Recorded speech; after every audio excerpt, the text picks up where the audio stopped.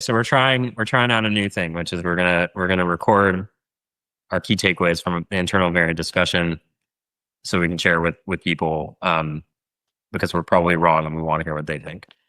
Topic for today, non-USD denominated stablecoins and sort of the opportunity set there. I'll admit I was initially skeptical of there being a potential market for non-USD denominated stablecoins. And Dan, I feel like you articulated really well sort of why there might be one. What are the reasons we could see demand for non-USD denominated stablecoins? Or if you were in a founder's shoes, what would you do? Well, I mean, just like zooming out all the way, it just seems inconceivable to me that we're going to just have the dollar on chain when it's not like 99% of stable coins right now are in the dollar, but in fiat, I think it's only like 50% or something. The fact that there won't be parity between these markets and that we'll just have USDC and USDT and all these white label stable coins is like the only way people interact on chain, that just seems crazy to me. Just like for a couple of reasons. Practically speaking, like the idea that consumers in different countries are going to take an FX hit every single time they want to interact on chain, that I just think that's just not competitive. And then like more like politically speaking, I don't think countries are going to allow it, just that level of dollar dominance. Like I don't think that's going to be an acceptable outcome to them because it's really like actually threatens their own sovereignty. So I do think there's going to be increasingly this move towards local currencies, although it obviously is a challenging problem, which is something we discussed in our discussion forum. I'd say capital controls are sort of like a top-down measure. And so that could drive non-USD denominated stablecoins. But if you think about like what else could generate the initial liquidity, sort of bottoms up consumer-based adoption, access to yield is a really big one. And so non-USD sovereign debt tends to have higher interest rates. And so there's big opportunity for yield, and large portions of the world are unbanked. So we may take for granted that you can get a money market mutual fund account in the US and that it's a couple steps of friction, but on the whole, it's not that much. But in other parts of the world, it could be way more challenging. And so tokenization makes it way more accessible. That to me was what I thought was like extremely compelling that I just hadn't fully considered before. And just to clarify, when you say high yield, like sure, like I think Mexico it's like 7% versus the US, it's maybe 4 or 5 or something. But like 7% isn't that compelling to a degen, right? So just to clarify, like when you say yield, you don't mean like relative to crypto native yield. You mean relative to zero because we're talking about like people who just don't have access to any yield at all, right? And this is a net new user, not like an existing crypto user looking to access, sovereign debt. Exactly. Yeah. Yeah, that makes sense. Yeah, we were trying to figure out in diligence to some deals. I did hear about how the combination of yield and then like currency hedging, it's not an area that I'm an expert, but I did hear ways that they could generate even much higher yield for on-chain users. But if anyone watching this can help explain exactly how that plays out for DeFi degens, that would be super helpful, honestly. So, okay. I think if we take this standpoint and sort of one of our takeaways from discussion forum is this is an interesting category. There probably are ways to have like first order reasons for generating liquidity in non-USD denominated stablecoins. Sort of the second set of takeaways was around like what are interesting businesses to build in the category. The first sort of low-hanging fruit opportunity that came to mind was, well, somebody has to issue these yield-bearing stablecoins. Dan, do you maybe want to talk about why issuers are good businesses or aren't good business? Like what makes an issuer a good business, I think was sort of the way we framed it internally. Yeah, well, obviously you look at, Tether and you see one of the most successful and profitable businesses of all time. And so it's very easy to say issuance is a great business.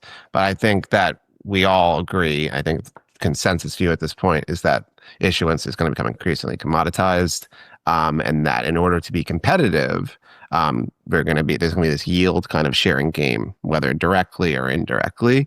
And I think that the margin is going to compress. And so I think that you're going to need other sources of defensibility as an issuer, other parts of the stack, right?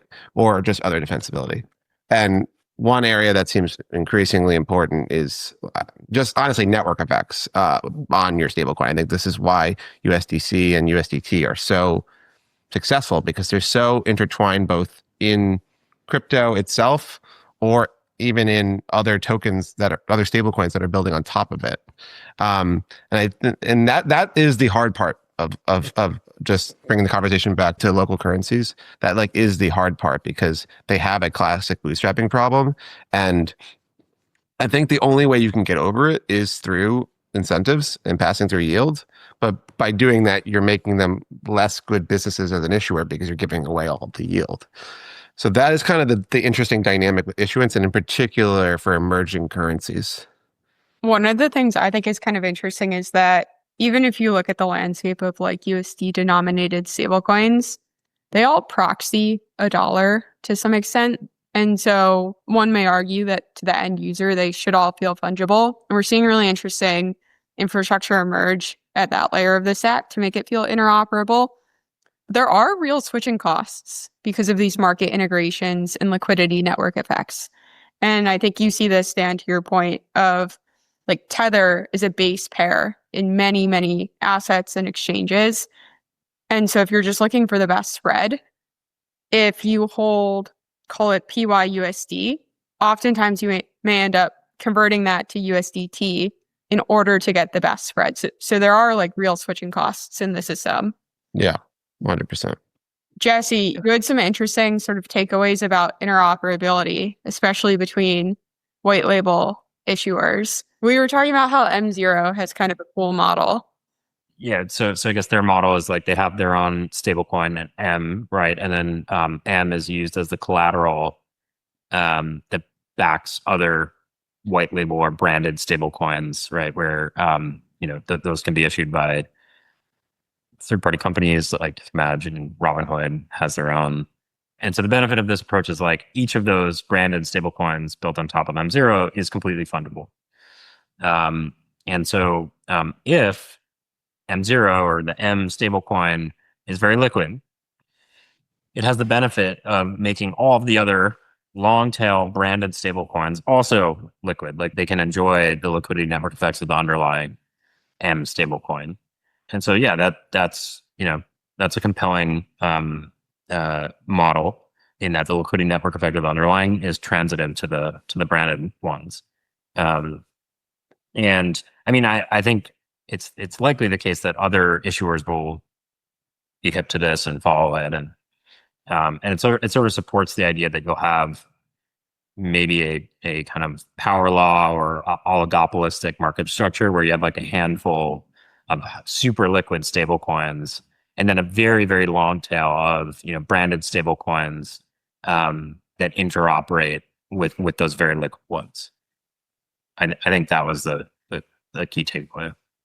My pushback in discussion forum had been, but what's more liquid than the US dollar in a bank account? I thought you had a pretty good rebuttal to that too, which is like, well, what if you don't want to off ramp from the system entirely? What if you just want to stay in crypto?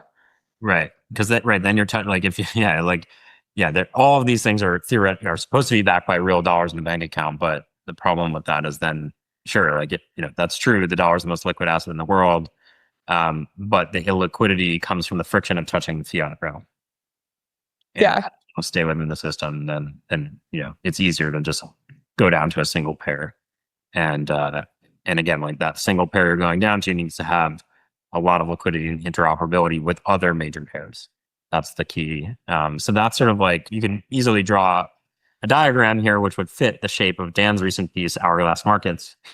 You have a market structure with a lot, like a zillion long tail branded stable coins, and then you have them each interoperating with maybe like 5 or 6 major stable coins as the reserve, and then each of those needs to interoperate with each other.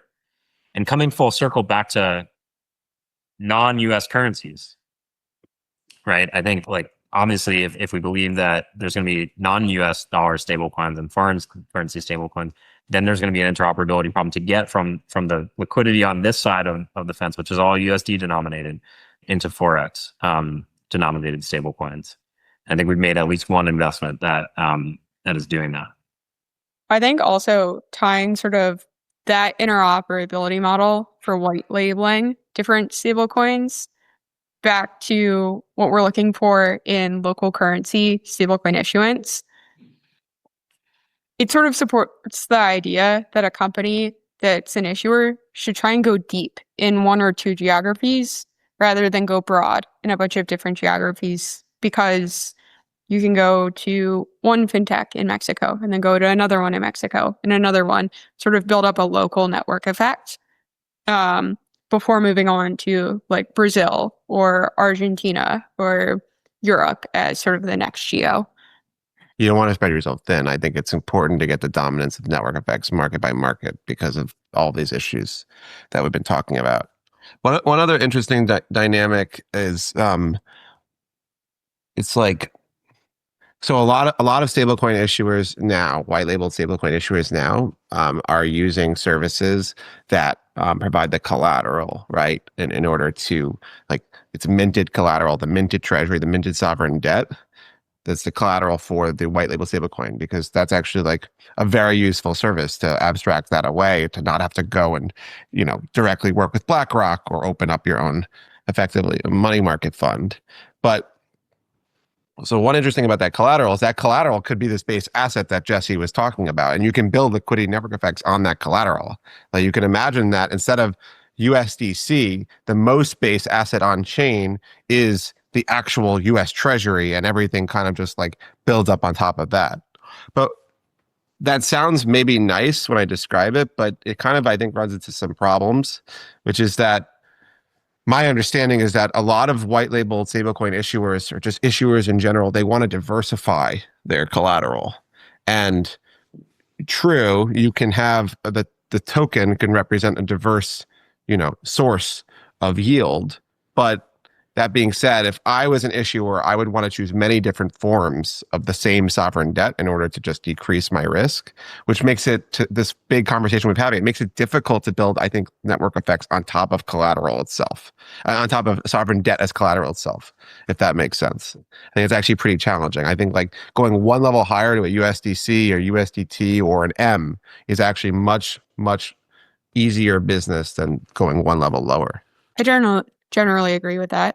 Maybe to wrap it up, what are we looking for in the category of non-USD denominated stablecoins? I can go first, and then I'd love to hear your thoughts. I think it's everything we've been saying, but maybe to put a finer point on it.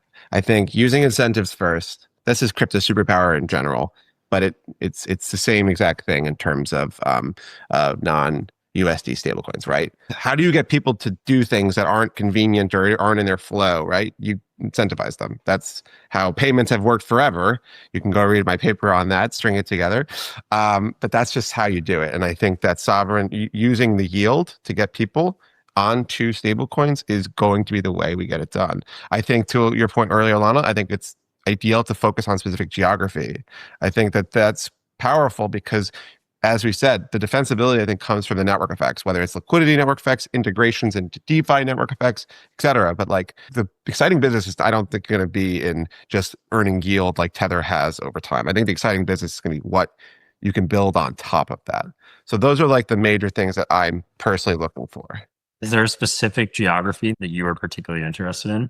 That's a great question. I think that just like at base level, like, access to yield, as Alana said, is like what is net new about crypto. Like, of course, in theory, anyone can go and access, sovereign debt of Mexico, right? But in practice, there's so many people in LATAM, as just one example, that are unbanked, and crypto allows you can access yield with just a wallet.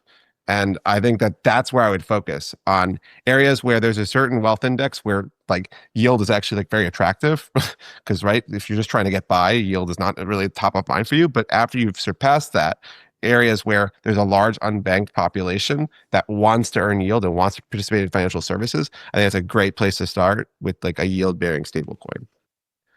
the sort of one addition that I would layer onto that is maybe a currency that is utilized pretty heavily in foreign exchange pairs, such that once you have the initial liquidity, there's like low-hanging fruit of what types of markets you can build on chain.